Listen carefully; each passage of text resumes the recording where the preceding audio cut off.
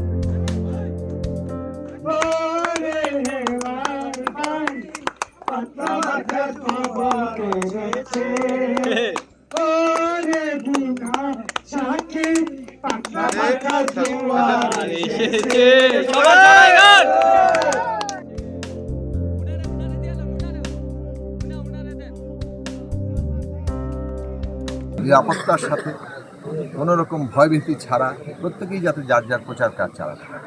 আমাদের একটা আচরণবিধি আছে এবং আমরা নিজেরা এই আচরণবিধি মেনে চলতে চাই। অপরদের সকলকেই বলতে চাই যে আমরা যাতে যথাসম্ভব আচরণবিধি মেনে চলি এবং আমরা যদি আচরণবিধি মেনে চলি এবং আমরা যদি সকলের জন্য একটা সত্যিকার প্রতিদ্বন্দ্বিতার জায়গা তৈরি করতে চাই তাহলে এখানে তো ভয়ভীতির প্রসঙ্গটা আর আসে। আমাদের আচরণবিধি বিষয়ে আমরা একটা কথা বলতে চাই, সেটা হচ্ছে যে মানে মানুষের অনেক রকম স্বতঃস্ফূর্ততা থাকে, ফলে তারা অনেক সময় আচরণবিধিকে খেয়াল করেন।